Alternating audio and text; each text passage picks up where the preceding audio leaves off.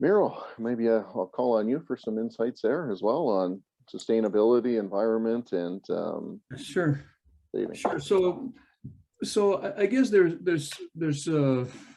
I guess four different parties in this equation. There's utility, there's a customer, there's a third party, and there's environment.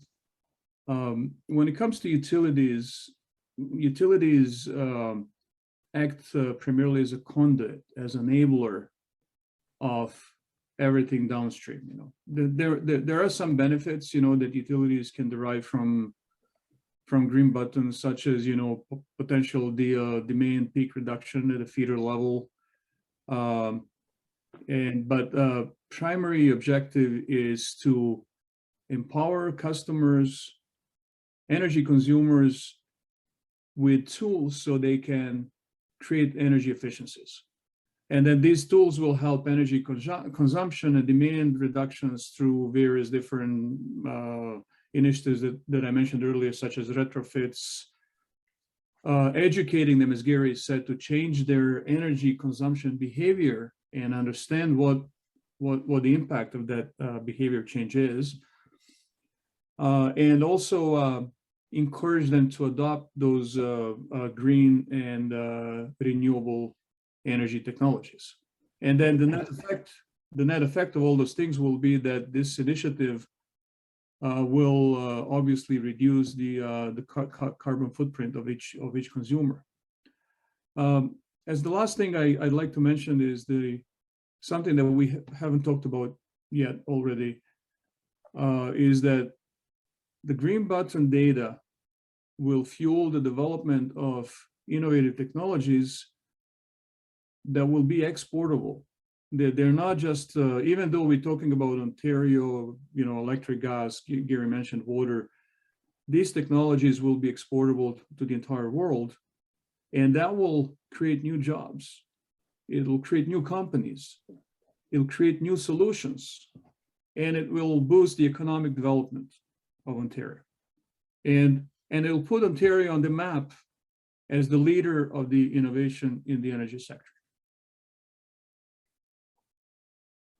Tremendous. That is certainly, you know, where we were in Ontario, and I think we have to get back there. So hopefully, yes, the open data with Green Button will get us moving in the right direction, maintain and attract businesses to Ontario by giving them those insights too. Well, I do want to thank you, but there's a few other areas I'd love to probe you on, but I know Daniel is up to do his presentation on the tool set. And I know there's a lot in there. So, but Gary, Derek, and Miroslav, thank you so much. Tremendous insights. I've written another 20 questions down here, but I do want to thank you again. And, you know, I just wanted to say, I think it also helps municipalities plan their future if they can look at forecasts. And, you know, when we started in the energy conservation business years ago, each home used what, 12 or 1400 kilowatt hours a month. Now it's down to 700. So you can start to see, you know, education is going to be a big component, and, you know, we have to keep at it. So it is, we are becoming more efficient, and Green Button will certainly help us get there and become even more efficient and forecast better load for residential and commercial industries. The areas that I wanted to talk about, the digital utility of the future. First, for those of you who don't know who CHEC is, it's Cornerstone Hydroelectric Concepts. We're a support, not-for-profit support association for Ontario utilities, and certainly the areas we support are regulatory, which is a huge. We work with the ministry, the OEB, and the IESO. That's the Ontario Energy Board.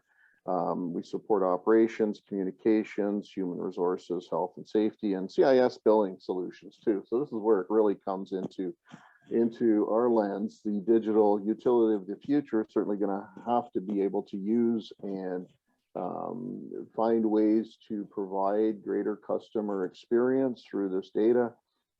This Green Button initiative is fantastic. It is opening up the energy data.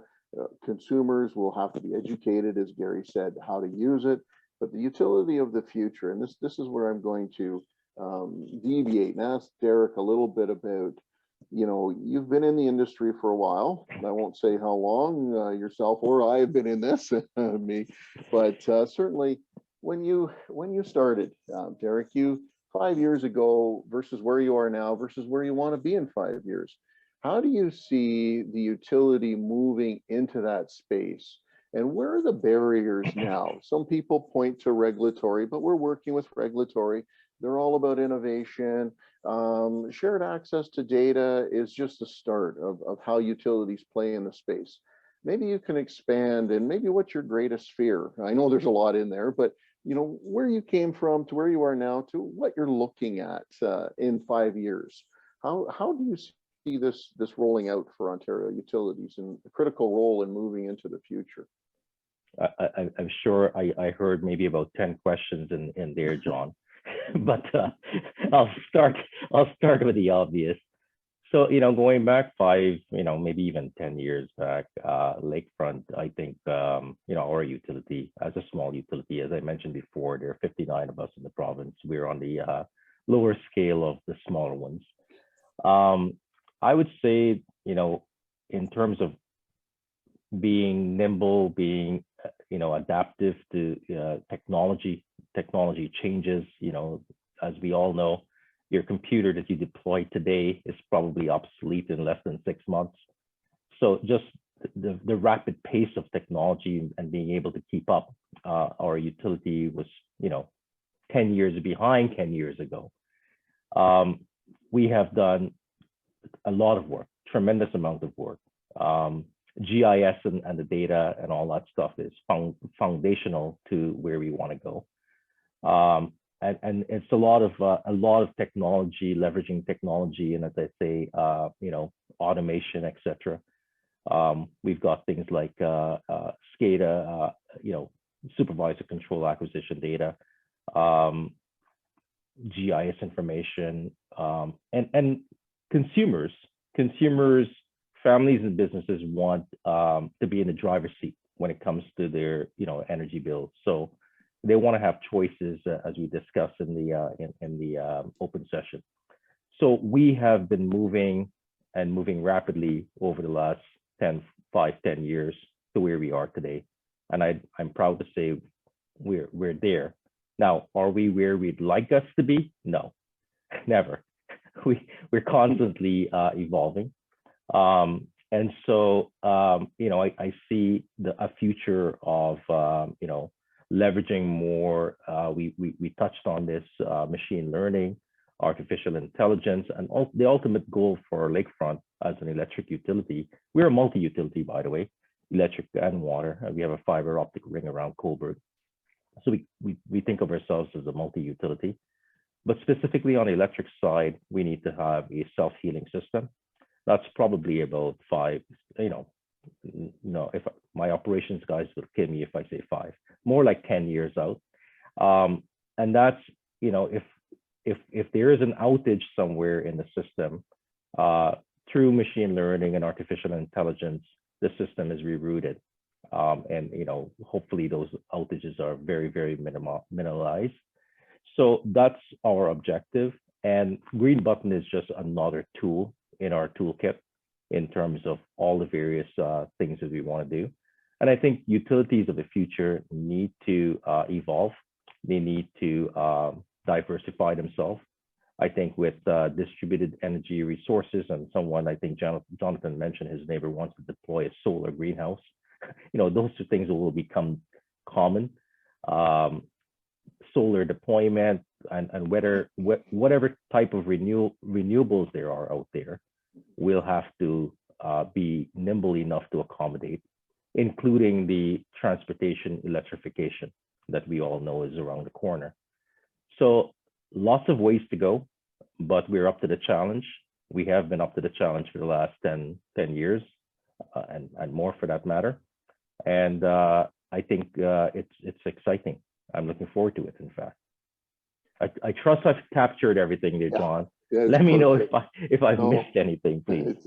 It's good. And you know, there's a lot of talk about utilities, the 59 of them in the province, becoming or looking at being more of a system operator, where you're talking about bringing in DERs, storage. Do you see that role for distributors, or do you see it more on a regional approach? Would there be regional system operators, I'll put it to you there, that may be able to play in this market?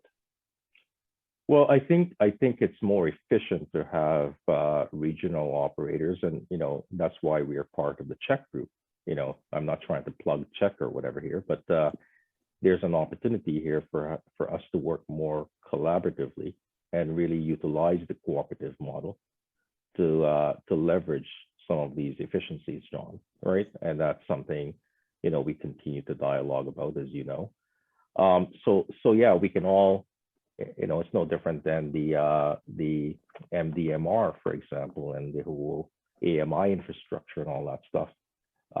When it was deployed, you had one singular system that has all the data across the entire province, and yet utilities, and at the time there was 100 of them, all 100 deploy. So I think it's duplication, it's waste, and I think we need to learn from prior and past mistakes. So certainly, I think there are opportunities to be considered. Yeah, you really touched on some key points there, Derek. I think collaboration through utilities, you start to look at what's happening with community solar. I was just looking at what actually a beer company, Budweiser, is doing with community solar too. So we're seeing a lot of, I'll say, private-public partnerships forming. Do you see that changing your business model? And I know you have investigated this before, but are there fundamental changes to existing utilities business model that needs to look at more private relationships with the utility? Well, as a small utility, John, the only way we can survive and compete in the sector is by having strategic partners, right? And I'll give you an example. Utilities, all 59 of them, and gas companies have to provide what's called a comprehensive cost of service rate application on a 5-year cycle basis. And that takes approximately, a year plus to complete.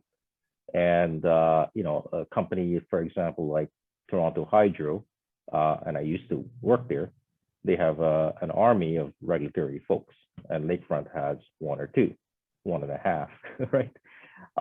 But we both, regardless of size, has to complete the exact same information. And I'm talking thousands and thousands of, detailed analysis. So as a small utility, we have to look at strategic partnership, CHEK being one, Screaming Power being the other, API, Utilismart, all of these folks are all strategic partners, and we have multiple others. With respect to where things are going, I think that with connectivity of renewables, I think all customers out there, from residential to commercial to industrial, are looking at renewable as part of their greenhouse gas reduction, as part of their net zero drive, as part of their responsibility, ESG, environmental social governance. And in conjunction with that, it removes revenue from the utility. So we have to diversify ourselves to identify opportunities of revenue recovery, if you will. And what I mean by that is, in our sister companies, we are deploying, as I mentioned before, solar initiatives. We're actually launching a residential EV charger business opportunity for on-bill financing for our customers that are looking for EV chargers. And in fact, we'll be talking about that this weekend, I believe. No, I'm sorry, it's May 28th. I get my dates confused. We'll be showcasing that at the Northumberland Mall. But yeah, I mean, I can go on and on, John, but I think the answer to your question is we have to be we have to look to opportunities to leverage strategic partners, and I'm happy that we're part of the CHEK Group as well. That's good, and thank you for that, Derek. I think there's so much potential together, and it's just it's not a quick road, but we certainly have to stay diligent. And Green Button is a great initiative to pull which has pulled our group together, I might say. And a lot of people are asking questions of you, Derek, and others out there. How are you handling this? How are you managing this? So they're adaptable. And, you know, you worked at Toronto Hydro. I spent time there too. And the bigger utilities don't, you know, I won't say they're not adaptable, but they take a certain process that's a little different. And, you know, I think part of their business model, they've got affiliates too, will have to change and accommodate private sector investments in the distribution and the transmission systems, but all to the ultimate benefit of the customer. And this is where the Ontario Energy Board would like to see as well, is the customer engagement and empowerment of customers through we've seen that happen through new rates. Do you see the green button opening up a new rates portal for certain class customers using data, trading energy, you know, maybe to their local communities? Do you think we'll get to that point? On a personal level, I think so. I think we have to adapt. I think, you know, there's an excessive amount of nuclear generation that is exported that can be effectively utilized for charging, you know, EVs and at lower time of use rates. That, you know, the province and the regulators all need to look at, including the independent system operator. And I think there are opportunities to incent customers in the future to allow them from a bi-directional perspective with their electric vehicles to have the ability to stabilize the grid. So there's all those various aspects of it that, you know, we can't be modeling the system on a 2, 3, 4, 5 decades model. The world changes as I'm speaking, and so we need to change with it. All right. So I think there, you know, you can use carrot and sticks, but I think there's certainly an opportunity there in the future. That's, yeah, tremendous. I agree. And I think the, you know, what you're doing with on-bill financing is the way to go. It's fantastic. Hats off to you for that one, Derek. That certainly will open up the door for many consumers to look to their utility as a full energy provider, full service provider, and an ability to make payments through your on-bill financing to do their initiatives. It could be conservation, it could be purchasing electric vehicles, chargers. So I'm really going to stay in tune with that initiative you've got, Derek, and certainly I want to thank you for that. And I think we're pretty well almost out of time. I just want to thank Derek and Gary and Miroslav for participating, and certainly Danielle. I can't imagine your world. The IT world is a very complex world for me, but Saturday you're going to get deeper into the processes for the Open Energy Green Button Forum. And Gary, maybe I'll throw it over to you to say a few closing words. Yeah, you know, this is really exciting for us as an industry. Scary too at the same time, because you know, there's a lot of work happening behind the scenes, not only from technology providers, but from you know, the utilities, third parties themselves, working with the OEB and regulatory forums to get this right. You know, what we have in Ontario is unique, as I mentioned. One thing is our energy is, you know, I wouldn't say the most cost effective, but it is green. And, you know, we can utilize that. The idea of industrials coming to us because of the utilization of green is definitely something that you know, needs to be looked at. Education is a big thing. And, you know, I think at the end of the day, this is the first hackathon that I know of in Canada coming up that of this kind. So it's very nice to see. I know from a utility, from Miro's point of view too, as well, and everything else. You know, we're looking at seeing where innovation goes with this, and this is just the starting point. It's going to be fantastic. Derek, did you have something to say? Yeah, I most certainly do, Gary. And what I just want to end with this, and then you can take over. Yeah. I'm just excited about the hackathon and the ability to attract and expose academia to the utility space, because we're all talking about the Great Resignation and what's happening, and I'm extremely excited about them having a window into the utility world through this hackathon and through the the Green Button launch, because I think it really, it's a really exciting space to be in, and I just wanted to reiterate that. So looking forward to that.